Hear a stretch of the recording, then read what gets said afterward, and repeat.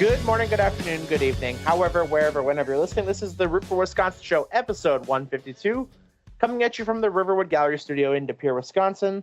I'm host, producer, the Big E, Eric Fisher. Joining me this week, we've got Dylan Schritt. Dylan, how are you doing, buddy? I'm doing all right. How about yourself? Doing fantastic. A lot to get into because a lot has happened in the last few weeks since we've last had a chance to record it. Yeah, no so whoever, we do have the open invite to the rest of the team. Some people may join, some people may not. I guess we'll see. Whoever joins, though. I'm not going to sit here and hold anybody hostage. So with that said, let's jump into it. Before we start the episode itself, we got to talk about our friends over at Raging Pro Wrestling, RPW. Homecoming 2 coming up on June 1st from the Wapaka Expo Center. Tickets are available at Look Sharp in the Fox River Mall, as well as rpwprowrestling.com. Check out their social media for all information and ticket information and upcoming cards and everything, their merch and more, all on their social medias. Raging Pro Wrestling on Facebook, Instagram, Twitter. You know where to find it. All right, Dylan. With that said, it has been a few weeks since we recorded. So just catch us up. What's been going on? What have you been rooting for in life? It's tough. Obviously, I haven't been able to be on the show since the Bucks had their early playoff exit. I was rooting for them. Still am rooting for them in spirit. I'm hoping that everyone can get healthy this offseason. I'm hoping that they're able to retain their core. I think they're gonna make some moves this offseason, depending on what they do in the draft, of course. I'm just hoping everybody gets healthy, stays healthy, and we can bounce back next season, because I think I don't think the Bucks met expectations this season. Despite all the coaching changes and different roster lineups with all the injuries. So overarching theme is I'm still rooting for NBA playoff basketball. I'm enjoying that. There's been some really good games, some series that are really good. I'm rooting for this draft class that we have coming into Green Bay, and I'm hoping they're assimilating well. And, they have some good mentors. Even though we're such a young roster, we do have some good mentoring players that are going to be able to take these guys and get them up to speed. Doing my best to keep rooting for Milwaukee Brewers baseball, even though I just hardly have time to watch the sports I try to watch. And then, baseball is just one of those things I'm trying to get into, so I just don't have a whole lot of time to watch it. But I'm still rooting for them. Big changes up at UWGB, which I won't get into now because we're going to get into that later. So I'm rooting for them. Go Phoenix. Otherwise it's just been busy, man. Lots of work, lots of life. Yeah, that's pretty much it. Catch the folks up. Sean and I had she had her bridal shower. I was partially there. You were also made an appearance, so I do want to thank you for that. Yeah, you're welcome. But yeah, bridal shower a couple weeks back. Want to thank, imagine there's too much crossover with this audience, but if anybody is listening who was there, I do want to thank everybody who came and helped make that day special for Shauna, and everything that kind of goes with that. So thank you to all of those folks. And yeah, it's been a lot of work, but here we are. We're in the spring. Playoff basketball's going on.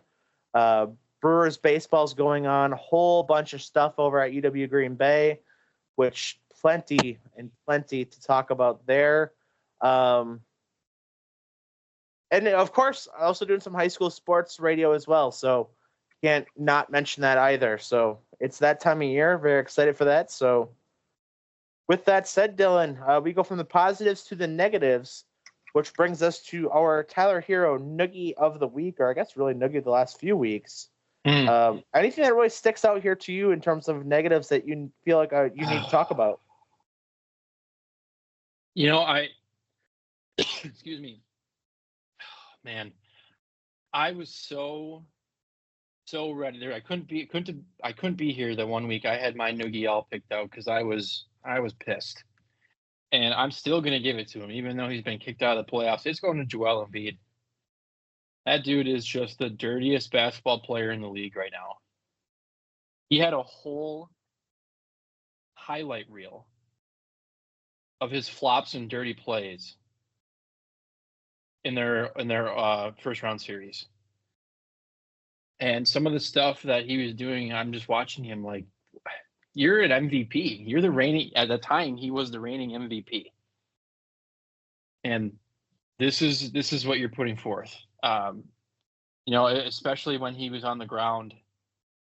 I don't know if you recall the play or not, but when he was, shocker, on the ground, under the hoop on defense, and the guy he was guarding, I can't remember who it was, got an offensive rebound, went back up, and Joel Embiid grabbed his legs, like around his feet, and pulled him down.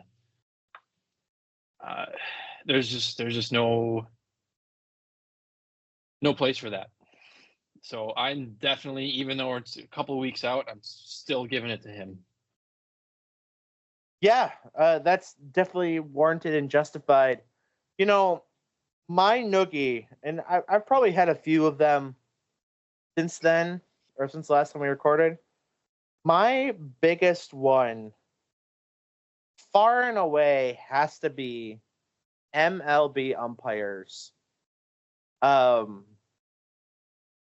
those, and this is going back 2 weeks now, there was a period of 4 straight games where MLB umpires made themselves the story during Brewer games.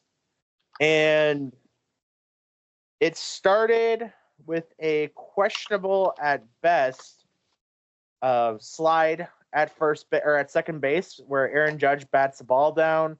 Umpires don't rule interference when it was very clear, can't be reviewed because I don't know why, because it's a discretion call. And so he gets to be a closed-out defender basically at 6'7", sliding in, throws his hand up as part of his slide, and bats the ball down that would have been a double play. Instead, the inning continues. The Yankees score 7 runs against the Brewers, end up winning that game. It is what it is, right? Like, you're not going to win every baseball game. There's 162 of them. Right. The following day, we get Brewers Rays. And Brewers Rays game 1 has the ending of the questionable call over at home. The game was where the Rays were leading 1-0, bottom of the 9th, with 1 out. And on a swing and miss by Jake Bauers, ball gets past the catcher, but the umpires rule that because Bauers made contact with the catcher on his backswing, that it was a dead ball, even though A, it was not impactful, B, it's a judgment call if it was incidental, or if you even want to make the call, and just a number of other factors with that too. So that happens, that game, where the Brewers would have been tying runs, scores on the play, and the winning run would have moved up to third with still 1 out. And likely another run on first, still again with 1 out, even if that runner on third doesn't score. So all of that happens, right? The following day, so the third day in a row, on a game where the Brewers are up several runs. I don't remember the exact score. I'm kind of seeing if I can search it through. But the Brewers are up by, I think it was 6-1 or it had to have been 6-1. And a Rays player gets hit by a pitch. The Rays player, Jose Siri, had homered early in the game, and the umpires converse. No warnings had been given, and they throw out Freddie Peralta.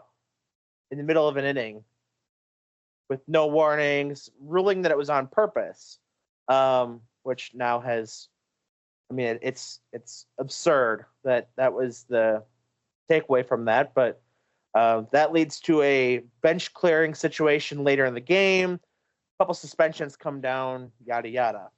And then the fourth day, I mean, that was probably the most minor of them, but a glove that was used the night before was ruled too distracting for a pitcher the following day when he pitched the night before with the same glove. And then only to have the next Brewers, about a week goes by, and then the Brewers on a challenge of a call where it goes back to New York and the review center in New York City. The umpire who was the crew chief during that Brewers Rays series is the one to make the call. Now, I would like to think that an umpire would be professional and not let their, interaction with a manager or player impact a review situation. However, it's just hard to really deny that it can happen. And it is a discretion and there is wiggle room, right? Like, so that's my main one. I mean, beyond that, I've had some very interesting Twitter interactions in the last couple of weeks, which has been a lot of fun. I'm sure it probably drives some folks, my fiance included, absolutely insane of seeing my face and my name in their timeline so much and seeing what people are saying. But, I put myself out there, and I guess it's kind of the cost of it. But interactions and fun and trolling are at an all-time high, Dylan. Yes, they are. I've been observing from afar, and you are doing excellent. I will say, just kind of getting a small root for here, the interactions on Twitter have led to a lot of good things too. Like, yeah, there's been some weird ones and some ones that made me a little cranky, but today, or yesterday, I should say, it led to me reviewing Kid Cuisine TV dinners.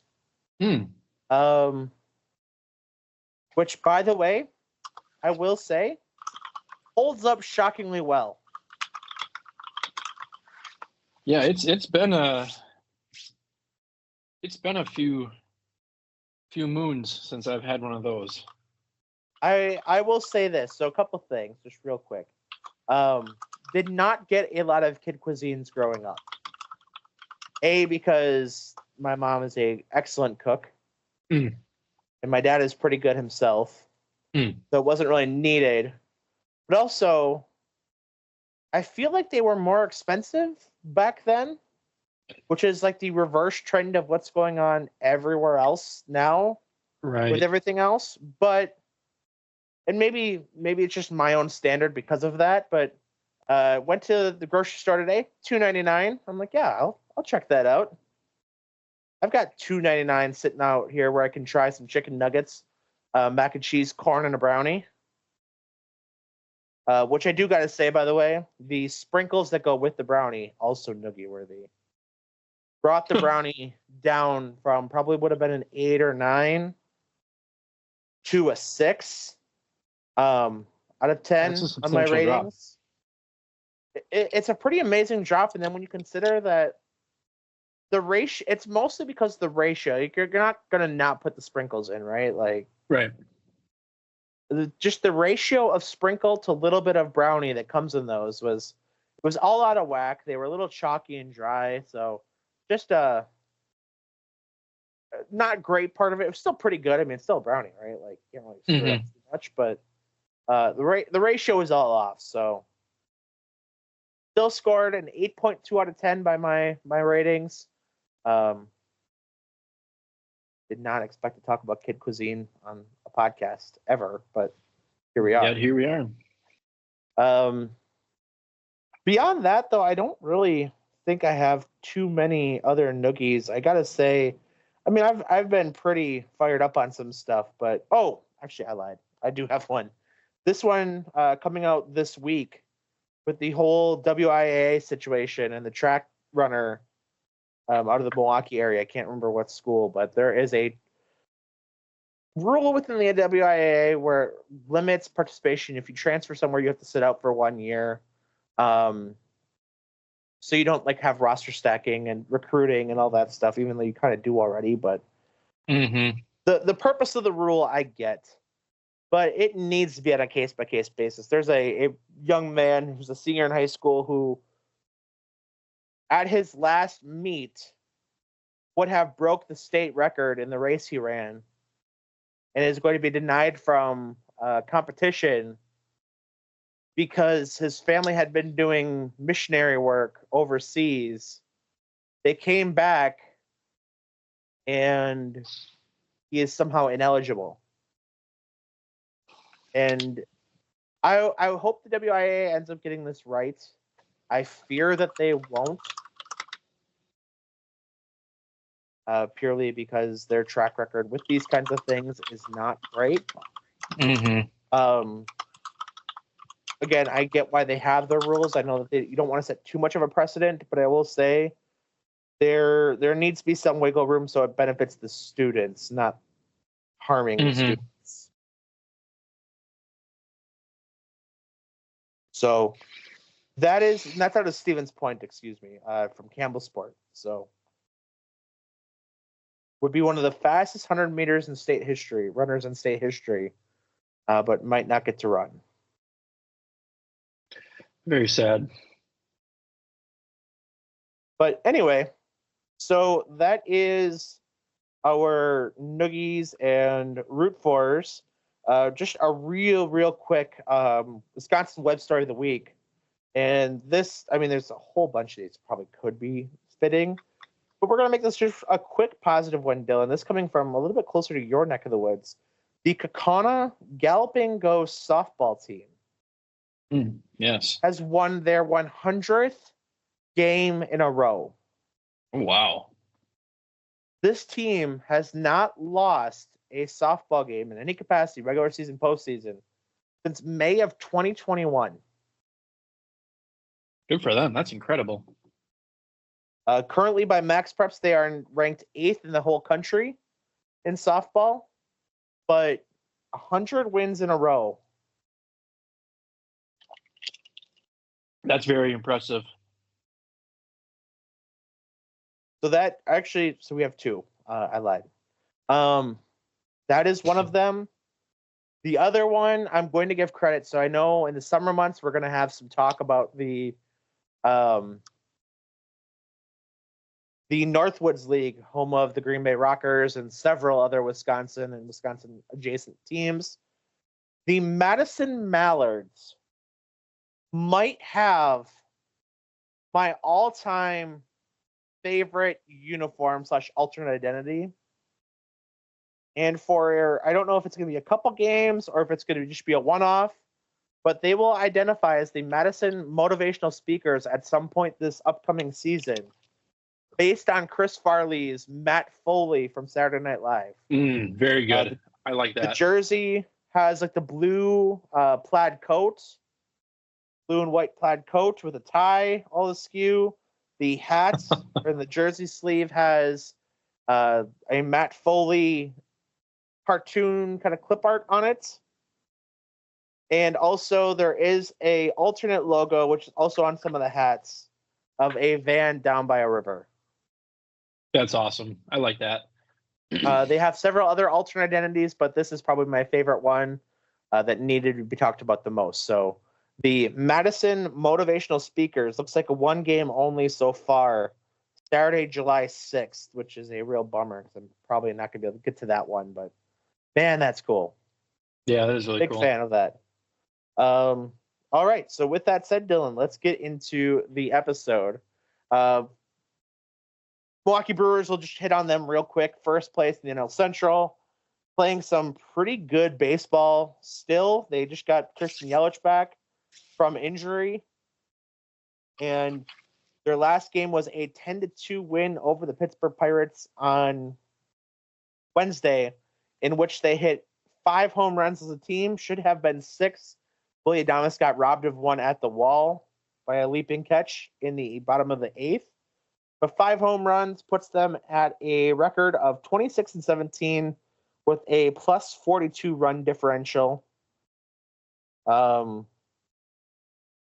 Actually matching their expected wins and losses based on all the statistics and whatnot. But 26-17 on the young season, getting by without really having a true, I guess I even say like a true starting rotation. It's been an odd rotation as a whole, specifically without some of the big pieces that had been around last season.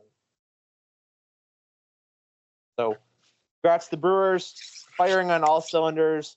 William Contreras is looking every bit of an MVP candidate right now. Christian Yelich playing at a very high level now that he's back from injury. And the young guys just continue to impress, whether it be Jackson Chorio or Sal Frelick, Bryce Terang. Bryce Terang probably the biggest turnaround from last year to this year. Sal Frelick kind of figuring it out offensively now, has back-to-back games with home runs, so plenty of positives there.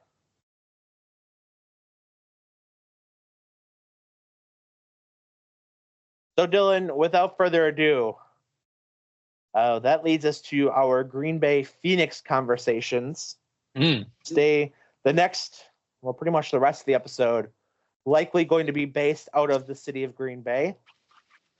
Before we get into what's all been going on the men's side, our last episode, which was recorded, I think 3 weeks ago now, episode 151, had just been after April 25th was the last episode, was just after the hiring of Kale Akarius as the head coach. Did not have a chance to ask you about this on the show, but do want to ask you your thoughts just real quick on that. You know, I'm happy that it's staying, within the Phoenix family. I wasn't real sure how hard they were going to look like at their current Bortheth's staff, his current staff, like they had on the roster last year for the last couple of years, see how they're going to hire there. I'm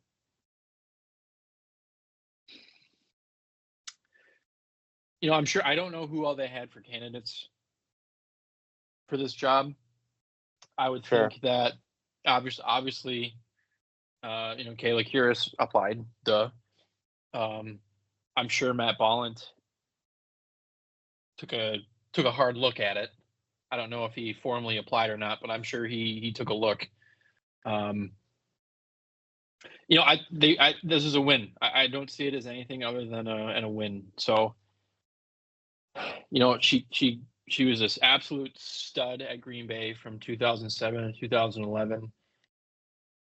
She's going to have the respect of the players because of how hard Bortheth preached just legacy in the program and, keeping camaraderie with those that came before you. So I think I can't see a single downside to this. I really don't.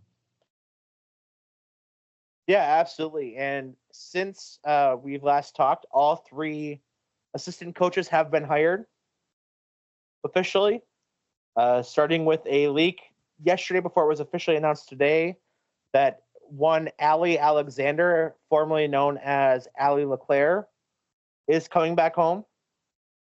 Yes. Allie, first of all, got to say, phenomenal player for both Notre Dame Academy as well as Green Bay in her time. She then has been quite into the coaching world, where she had been an assistant coach at St. Norbert from 2020 to 2021. Made a stop then at Eastern Illinois, first as an assistant coach from 2021 to 2023, being promoted to assistant head coach with Eastern Illinois for the 2023-2024 season, and now coming back home to Green Bay. Selfishly speaking, that also means that AJ Alexander is coming home as well. That's right. Friend of the program. So very excited about that. So that was the first one that came out today.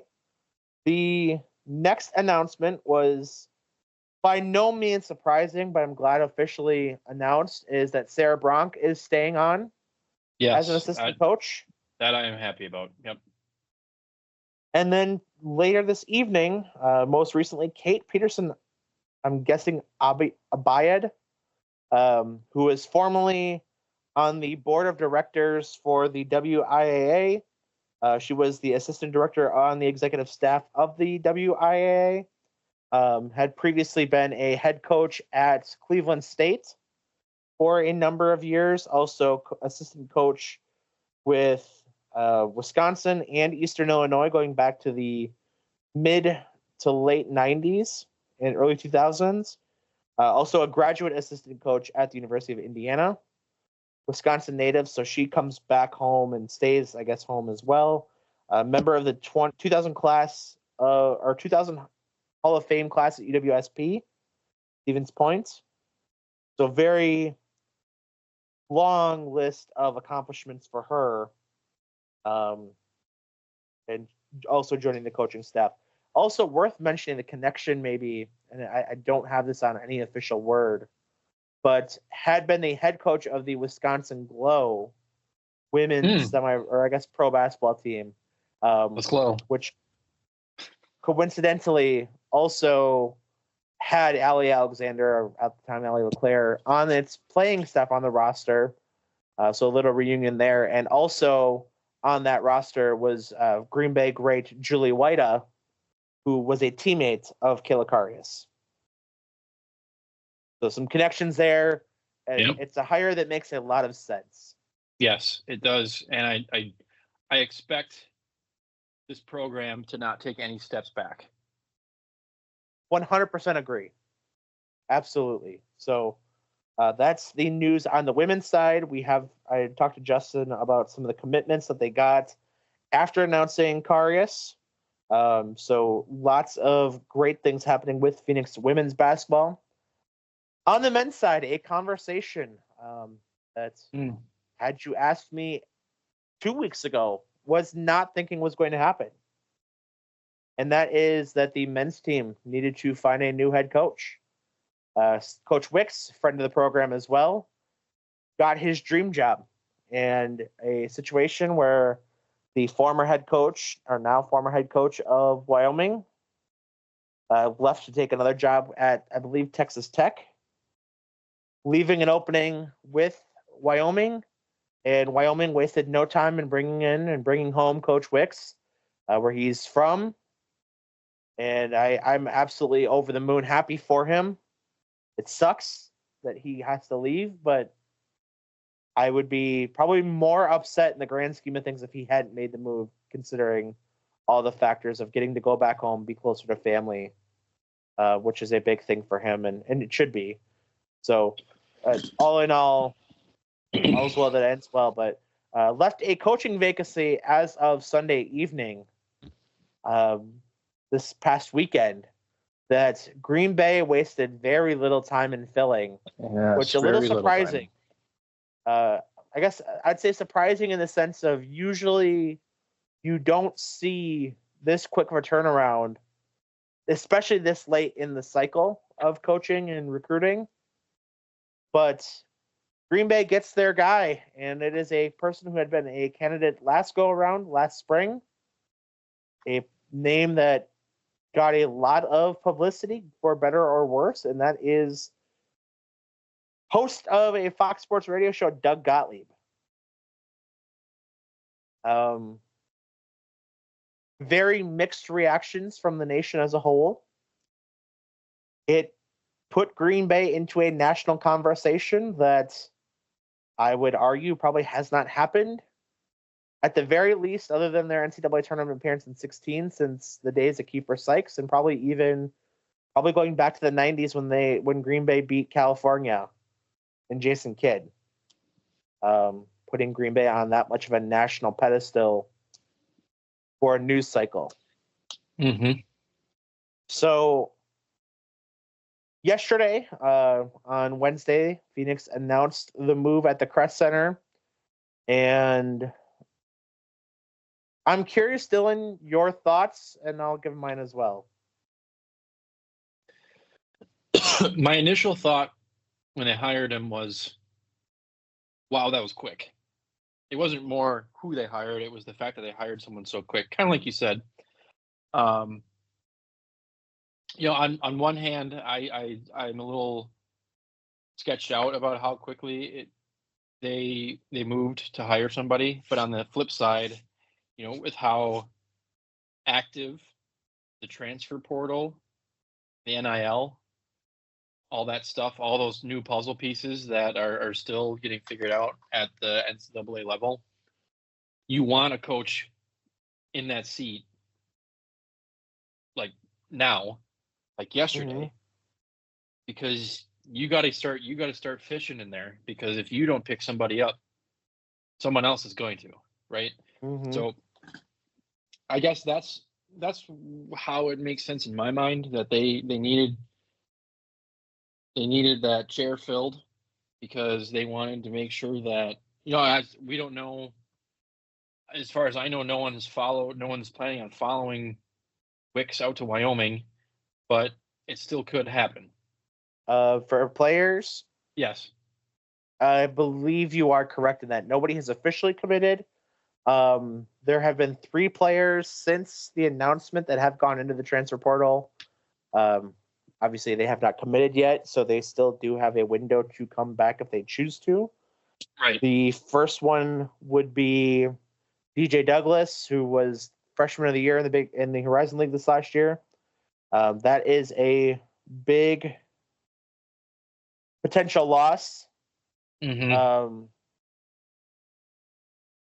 think of who else jumped. Chevalier Emery, who is a freshman, or going to be a freshman this coming year, dipped out and decommitted, which not terribly surprised by. I think he might be the one to follow Coach Wicks out to Wyoming if that is the case. I know he had mentioned wanting to stay home, but very well could be the case. And then Amari Jenkins, who missed all of this last season with a shoulder injury, also announcing to go into the portal. So regardless, I guess nobody terribly surprising. Again, nobody officially committing to go to Wyoming, so there is a window to come back. They did get one key recommitment, if you will, and that is senior guard Preston Reedinger from the area. Went to high school at Oshkosh Lords, and initially committed to Valparaiso. Came back home 2 seasons ago. So Preston Reedinger deciding to stay home. Had a good conversation with him actually today about the decision. I'm not sure if he wants that out there or not, so I will leave that at that. But big piece to stay home and stay with Green Bay. Very excited about that. Yeah. And as far as the actual hire itself in Gottlieb, I'm reserving judgment for now. I don't know a whole lot about him other than that he is a radio host and that he, for some reason, still plans on doing his sports show while he's coaching. That seems to be an interesting decision. Not real warm and fuzzy about it. Especially if you don't know how teams are going to perform with a new head coach. Obviously I just got done saying that we don't expect the women to take a step back at all. Though I do think it's a significantly different situation with the culture that they hired from. I do think Gottlieb is going to bring a lot of energy. I think he's going to bring a lot of passion to this program. I don't think we're going to be any short on any of that. But I don't know a whole lot about him as a coach. So I'm going to reserve judgment. But I can say I don't think, if I were the athletic director and the management of the athletics program at Green Bay, I wouldn't have a real long leash on him for this radio host stuff. Because, coaches don't make, they make good money. And they're probably not, Green Bay probably doesn't want to pay him to run a radio show. They're going to expect results out of him. And if the program starts faltering, I expect the program to go, you either coach or you're not coaching kind of thing. Yeah, it's an interesting hire. I have been a little apprehensive about it. I'm going to be honest. When I first saw it, my first reaction was, what the hell just happened? And then you start seeing some of the other reactions around, the state, the country, and you start really kind of questioning things. And then, you kind of want to reserve judgment until you can actually hear from the man himself to see, what the process, and, hear from coach or from athletic director Josh Moon, and just kind of see what the process was before you make your decision. And Gottlieb, one of the, I guess, kind of cool things of this is we got to hear from him within 2 hours of the decision. He was on radio. So Right. Yeah. Started getting leaked out, and he was on air. So it was, I bought back in a little bit. I kind of tilted the other way. I'm like, okay, we might have something here. It's one of those where Doug Gottlieb knows basketball. Like, this has never been a debate. Whether you agree with his opinions or not, he knows basketball. He's been around basketball all of his life. Wisconsin native. His dad had been a head coach. He had played. He had, analyzed it. He had been a broadcaster. The guy has been in the Synergy program for recruiting and for scouting purposes to watch games and really get a pulse on the games that he's doing when he does them.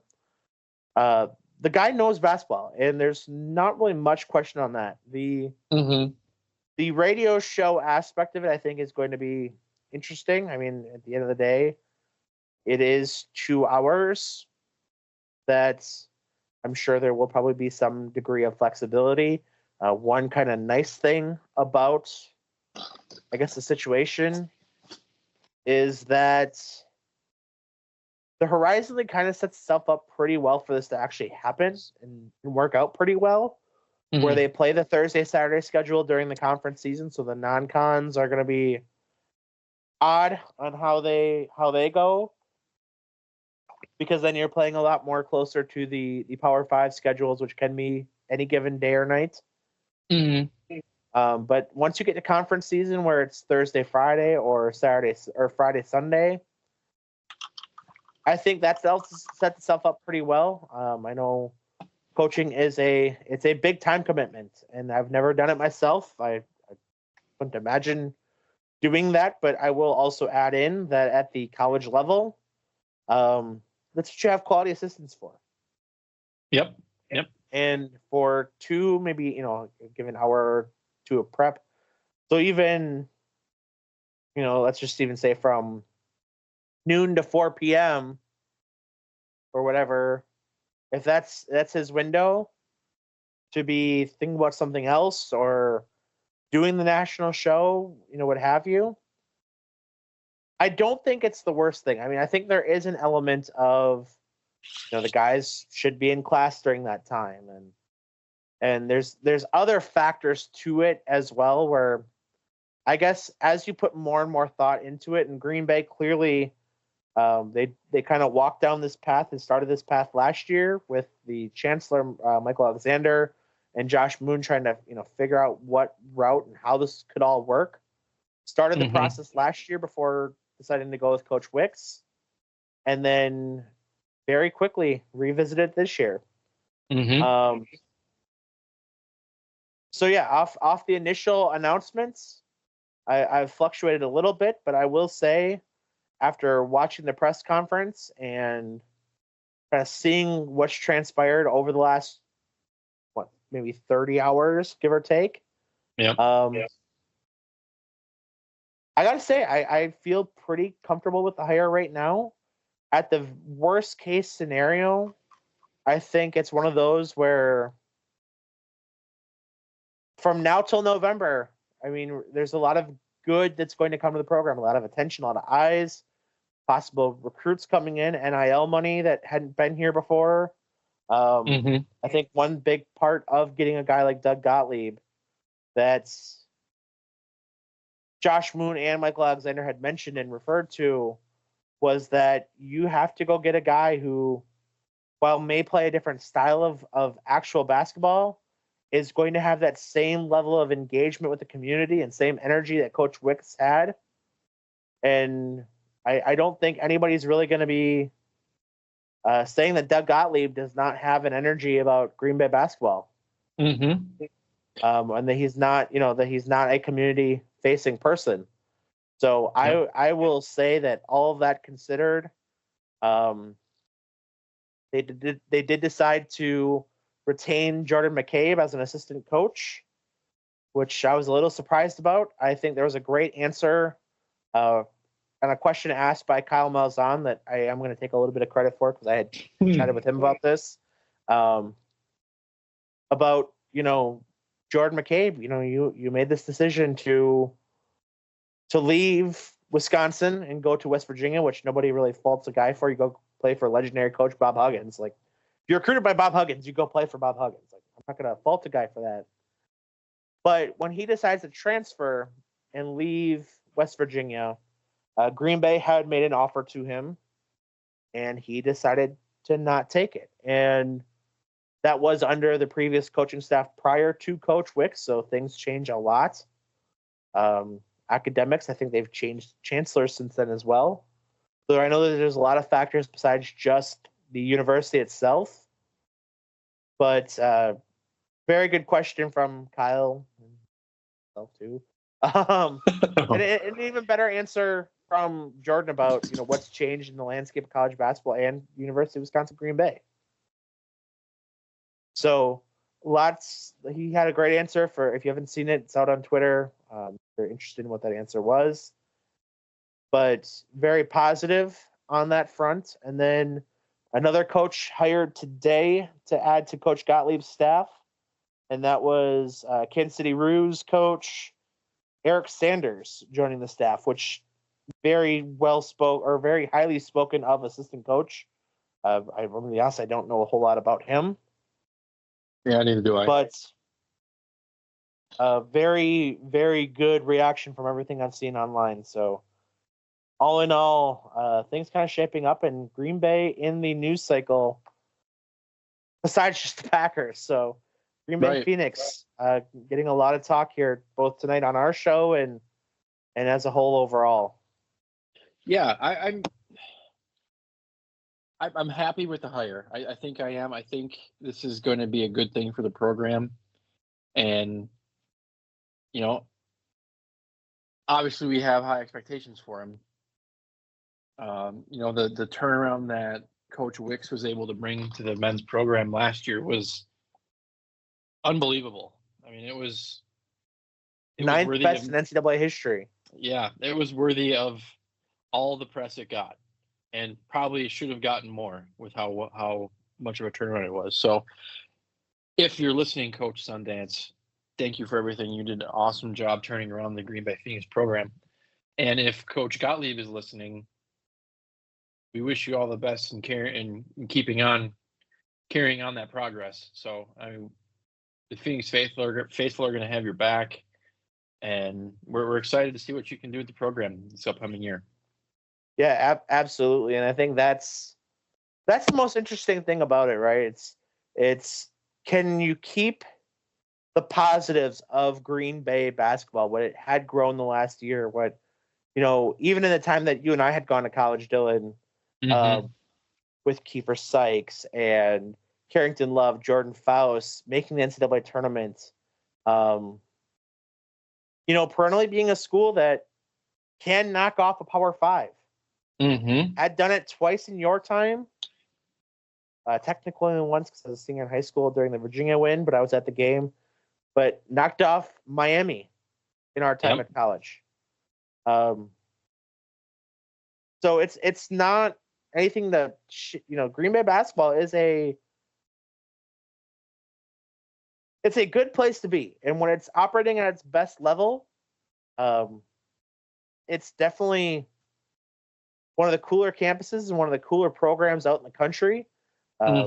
Everybody, kind of points. You still point and look back to the '90s with Tony Bennett and Jeff Nordgaard, but those guys set a standard, and if you can encapsulate that and keep it going and kind of bring that back, which I think we started to this last season, the hype around Green Bay basketball was kind of almost, I wouldn't say at that same level, but I would say that it was the closest it's been in our time as a whole. So I'm excited. I'm excited to see what the future brings for Coach Gottlieb and the Phoenix as a whole. Again, just echo what you said. Thank you to Coach Wicks for leading that charge and being part of that. And now passing the reins to Coach Gottlieb and Preston Reedinger and anybody else who's deciding to stay. I'm very excited. Also, again, equally excited about the women's program as well right now. I think some big things, some cool things are going to happen this next season. I agree. I think you got 3 amazing head coach or assistant coach decisions and hires. I think you got,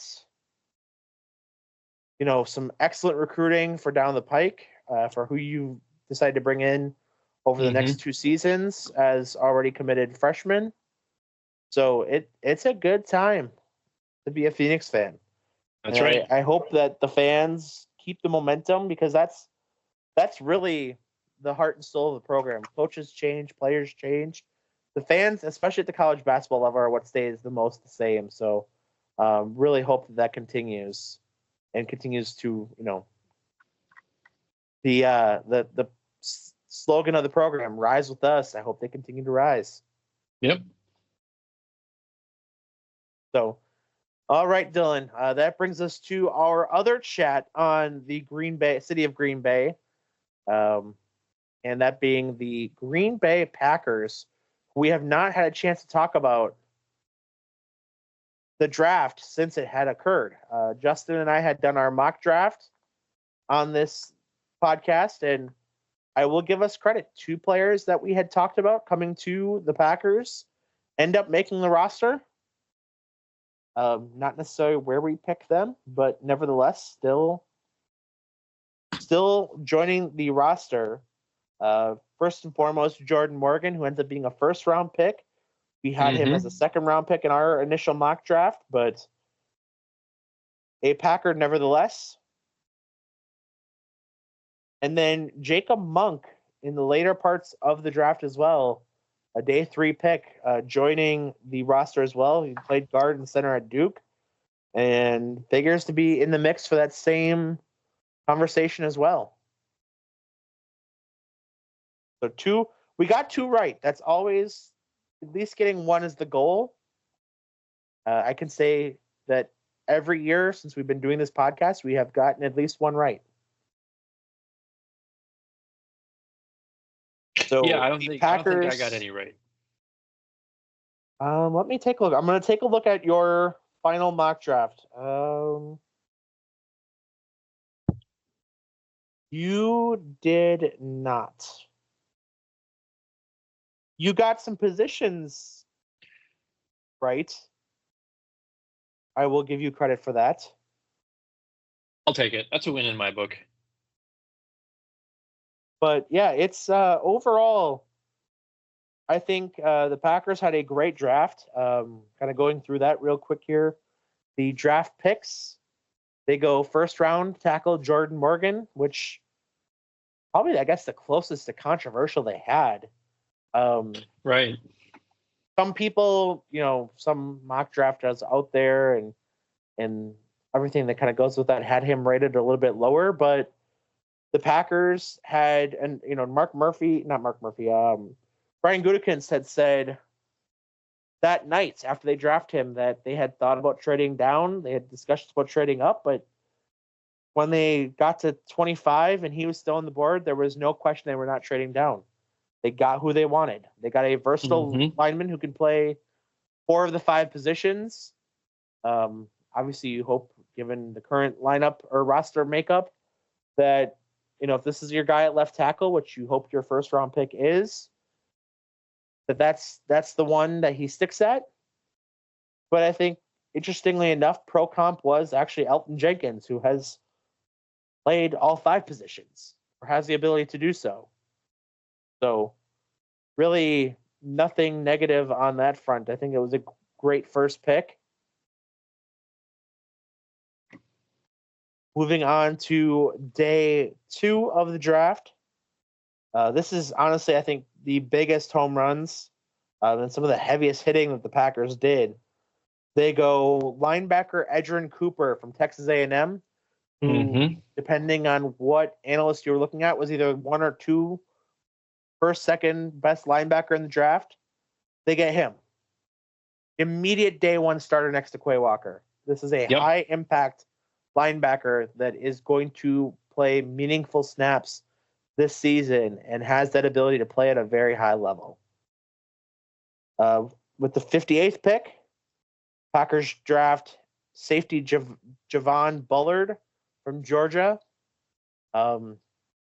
Again, consensus first or second best safety in the draft, depending on what rankings and whatnot you're looking at, but definitely value over position or over where he was projected.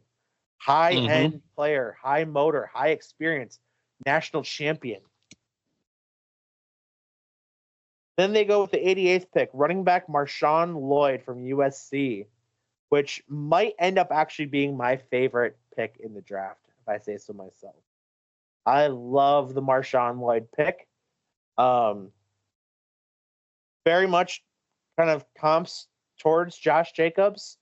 The exact one is closer to like, oh God, what the heck is his name? He played for the Vikings, but very, very high end comps. And again, depending on who you're looking at or whose rankings you're looking at, first or second best running back in the draft, I think fits the Green Bay system very well. And then your 91st pick, you go Tyron Hopper out of Missouri, who, again, just an impressive athlete. There are some things to be desired in terms of consistency with tackling, but the speed in which he plays and everything that kind of comes with that is very exciting. So that was day 2. And then day 3 starts with Evan Williams out of Oregon. Another safety that I think fans will be very excited about. Has special teams possibilities as well as nickel corner possibilities. You go with their 5th round, Jacob Monk, as we had mentioned, offensive line out of Duke. Safety Katan Oladapo, out of Oregon State. Another just ball-hungry defensive back. Can play safety or corner. Offensive lineman Travis Glover, Georgia State. The big sumbitch. And a very versatile athlete as well. 7th round, quarterback Michael Pratt out of Tulane. Possibility to compete with, blanking on the dude's name now. Sean Clifford out of Penn State. And then your final pick, you go at 255. Kalen King, Penn State cornerback, who I think, if healthy and if right, might be the ultimate steal. Was projected as a possible round 1 player in the 2023 draft. Got injured, played hurt, didn't have a great season this last year. Fell off a lot of people's rankings. Some people had him as a day 2 pick still this year with that in mind. But Kalen King out of Penn State, who works closely with former defensive rookie of the year from the 2022-23 season, Sauce Gardner with the Jets. And a lot of comps with him. So Kalen King, your final draft pick for the Packers this year.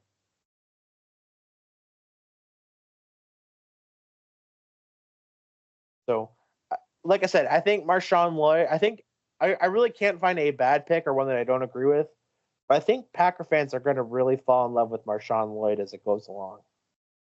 I certainly hope so. Yeah, I do like a lot of the picks. I think Javon Bullard and Edgerrin Cooper are going to be impact players day 1.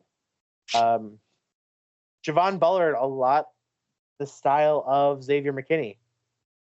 So you have 2 very similar style of play safeties as well. So very exciting on that front. And again, some great offensive line depth. I really can't knock any of the picks, but I do love a lot of them too. Yeah, Any I have thoughts to agree. from you? Yeah, no, I definitely agree with what you said. This is my first year ever doing a mock draft, and my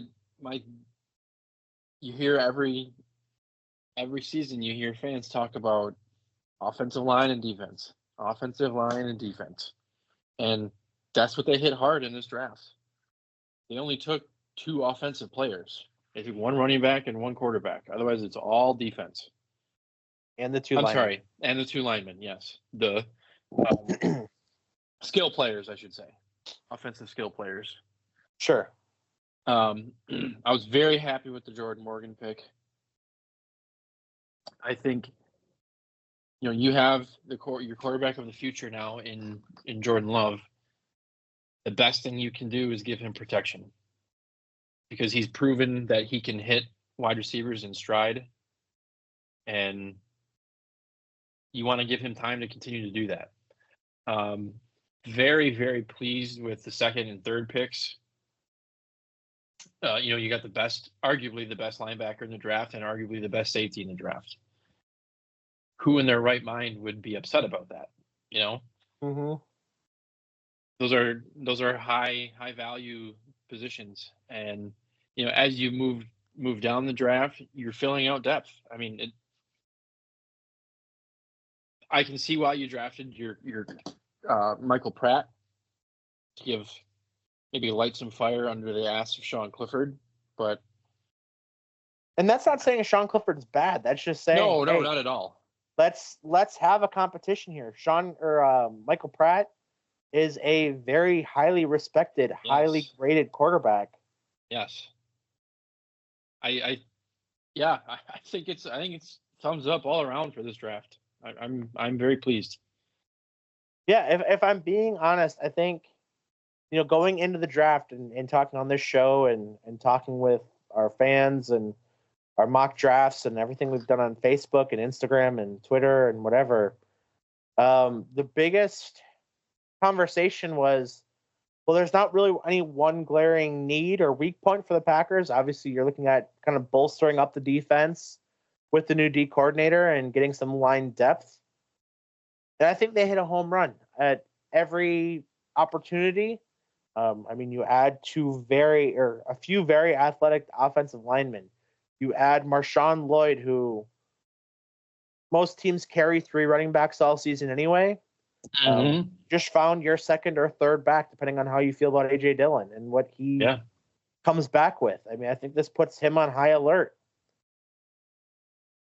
as a member of this roster, and that, he needs to perform. It's not going to be his job as the number 2 by default, like it had been maybe this last season.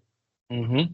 So you put him on high alert, and either he outperforms that $1 million contract you just gave him at that base level salary, or you spent $1 million, but you have 4 years with 2 running backs pretty much guaranteed here. Right. So, all in all, I mean, I think they bolstered the defense, which is a big need, and Yep. yeah, I'm excited for August and July with training camp and the start of the season with the preseason. Which, Dylan, that is a perfect transition. The last piece of Packer news before we wrap up here, and that is the NFL schedule release, which, real quick, got to go back to our noogies because I don't usually give noogies to things that we are going to talk about significantly through the episode. You got to give a massive noogie to the NFL. I'm not going to give it to the Packers because the NFL is the one who schedules this. But the fact that all 3 division home games end up being part of the Milwaukee ticket package and the gold package is pathetic. And maybe that's just something that got overlooked by the head people at the NFL who put this all together and the algorithms or whatever they all end up doing. I don't know what all goes into that process, but it is nothing short of infuriating that the 3 games, or usually it's 2, but 3 this year because of the situation with the 17th game where the NFC and AFC rotate years of bonus home games. It's just I can't fathom having the 3 division games all going to fans who typically just flip the tickets and ends up being large road contingencies. Maybe with it all being division games, maybe they won't this year. Maybe we'll be proven wrong. I doubt it. I also doubt it. I think they're going to make a mint on those games and sell those tickets. But I have been wrong. It has happened occasionally. So, schedule looks like this for the year, Dylan. August 10th, preseason game 1 at Cleveland. August 18th, preseason game 2 at Denver. And the lone preseason game at home this year is hosting Baltimore on August 24th. Regular season will open up on Friday, September 6th in Brazil against Philadelphia, which we already knew. I don't hate that as much as some people do. I think it makes a lot of sense if you're going to have an international game to have it week 1. I get it out of the way. Doesn't count as a home. In the same time zone, for that matter. Yes. Does not count as a home game or a road game, so you don't lose that home game like they did 2 seasons ago with the Giants game that was over in London. It ends up being a neutral site game, so you have 9 home games, 7 road games, and 1 neutral site. So I think that's a big win for the Packers in and of itself. Your home opener, week 2, Sunday, September 15th, hosting the Colts at noon. You go week 3 on the road at Tennessee. Week 4, hosting Minnesota for a noon game. Week 5, out to LA to face the Rams. Week 6, at home against the Cardinals. Week 7, at home against Houston. I think that's a very good game that I'm shocked is a noon kickoff. This is what it is. 2 of the best young quarterbacks in the league getting ready to square off. You go to Jacksonville for our week 8 against the Jaguars. You come home for America's Game of the Week on Sunday, November 3rd, against the Detroit Lions. You have your bye week, week 10, which I think is I'm usually a fan of the late bye, but it's not super duper late where you're on a grind. It's pretty much as close to a middle ground as you're going to get. Yep. You go on the road coming out of the bye to Chicago for your first matchup against Caleb Williams. I would have probably liked that game to be earlier in the season just because I'm not by any means afraid of the Bears. I think they are going to be awful this year once again. I love seeing Bears fans melt down online, and I'm not a stranger to call them out and try to interact. But I think anytime you can get a rookie quarterback early in the season, better than later, always great. Back home for November 24th, America's Game of the Week against the 49ers. Could be a huge test about where this team is going by that point. Then a Thursday night game against the Dolphins on Thanksgiving Day for Week 13. Revenge of the Turkey Leg, they're calling it. So, at home, another Thanksgiving Day game, second year in a row. And this one at home. Then a true week off, another Thursday night game. This one as part of the normal Thursday night schedule against the Lions in Detroit. Then you fly across the country to Seattle for week 15.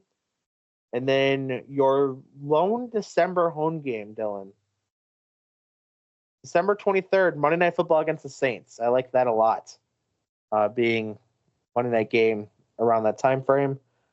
Sunday Night Football or Sunday afternoon football, week 17, you go out to Minnesota. And then week 18, you're at home against the Bears. Hopefully division locked up. Just gut look at this. I'm predicting 12-5, 10 or 11-6, somewhere in there. I think if you can split with Minnesota, which is typically what ends up happening, you're probably going to be okay splitting with Detroit. I think Houston's going to be a tough one for them.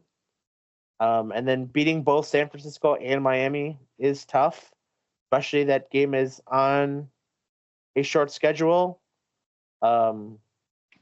against Miami. Mm-hmm. So yeah, that's going to be a tough back-to-back there.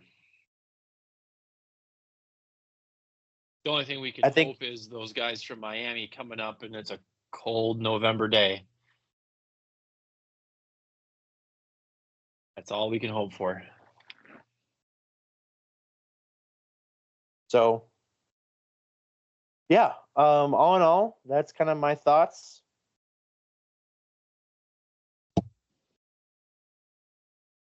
I see it as a favorable schedule. I don't see any reason why this isn't a winning season, a trip to the playoffs, and a division title.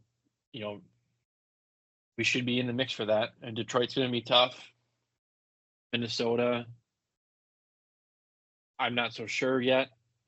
Chicago's going to be Chicago.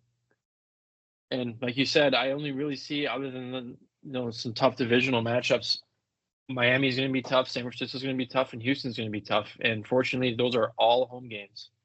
So they'll get tested week 1, 2 against Philadelphia. I think that's going to be a relatively tough game, but you never know what can happen. 4 to 6 losses, I think, is a fair estimate. So I'm happy. Yeah, absolutely. All right, Dylan, let's wrap this thing up with first of all, our Ticket Smarter ticket of the week and what we should be rooting for. Ticket Smarter, use code ROOTS10 for $10 off any order, every order. And our ticket of the week is going to be the Green Bay Blizzard coming back home on May 18th, so this coming Saturday. Tickets are available there. Use code ROOTS10. ROTS number 10 for $10 off your order. And that is our ticket of the week. Dylan, what are you rooting for this upcoming week? I am rooting for the continued excellence of the NBA playoffs. I've been having a lot of fun watching the games I've been able to watch. You got some big name players making some big name plays. I'm also gonna, on a non-sports level, I'm rooting for, UWGB just had their commencement last weekend, where they saw, I believe the number was over 900 students graduate between the levels of bachelor's degree and doctorate. So welcome to the real world. Buckle up. Good luck. Yeah, absolutely. Sports world, I'm going to say just Milwaukee Brewers continuing to lead the NL Central, play some great baseball. I want to give a quick shout out, non-sports world, to all the mothers out there. Happy belated Mother's Day. So that is my root force.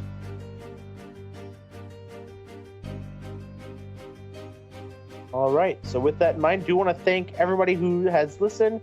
As always, pay attention to our social media channels for all the latest happenings in Wisconsin sports and news. I'm Eric. That's Dylan for Shauna, Sean, Justin, and Ramsey, who are not here. So 152's in the books. We're out. See you. Peace.